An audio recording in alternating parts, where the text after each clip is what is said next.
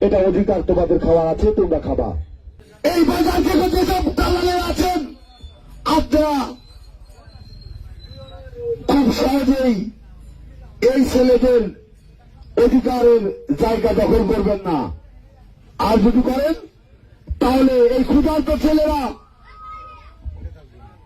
আর যদি এই বাজার ঘাট না খেতে পারে সরকারের লিজ দেবে। এই সকল ছাত্ররা বাপের কাছ থেকে ভিক্ষা করে নিয়ে এসে হলেও তারা বাজারে লিজ দেবে, কিন্তু আপনি 10 টাকা দিনে যখন 30 টাকা দিয়ে কিনবেন সে সামর্থ্য এদের নেই, এরা খেতে পারবে না। এটা আপনাদের এই অধিকারকে দিচ্ছে। আপনারা যদি দেশের জন্য কাজ করতেন, আন্দোলন সংগ্রাম করতেন, রাজপথে যেতেন, বুঝতাম আপনাদের অধিকার আছে। যারা গিয়েছেন আপনারা পাবেন। আপনাদেরকে দাঁত দিয়ে এই সকল ছেলেরা খেতে চাইনি, আপনাদের সাথে করে রেখেই খুব অল্প ইজারা দিয়ে এরা আপাতত জীবনটা বাঁচাবে।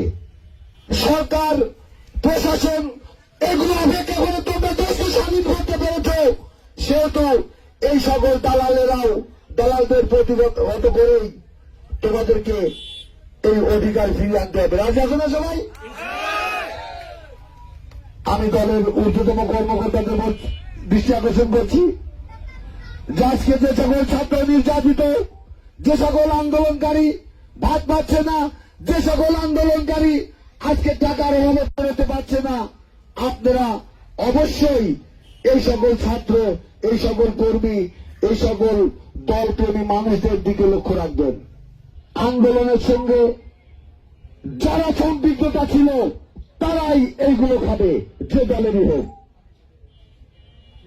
আমরা চাই যে তারা দুর্দিনে দেশের জন্য কাজ করেছেন, এই ফ্যাসি সরকার সরানোর জন্য জীবনকে বিসর্জন দিয়ে দিতে চেয়েছেন, সে যে দলের হোক তার অধিকার আছে খাওয়ার, সে খাবে। আপনি খাবেন না, কারণ আপনি কোনো জায়গায় যাননি। আর যদি যান তোমরা পারবে না এদেরকে প্রতিহত করতে। প্রতিহত করে তোমাদের অধিকার তোমরা আদায় করে নেবে এবং দলকে সুসংগঠিত করবে, এবং যাতে সুশৃঙ্খলার সঙ্গে বাজার চলে সেদিকে লক্ষ্য দৃষ্টি দেবে, এবং যারা দুর্নীতি করেছে তাদেরকে সাথে নিয়ে বাজারের সমস্ত কাজ করবেন। কেউ যদি টাকার গরমে বাজার ডেকে আনে, ওই বাজারে ঢুকে পিঠে চামড়া তুলে দেওয়া হবে। এটা অধিকার তোমাদের খাওয়ার আছে, তোমরা খাবা। আমি আমার সামর্থ্য মতে তোমাদের সাথে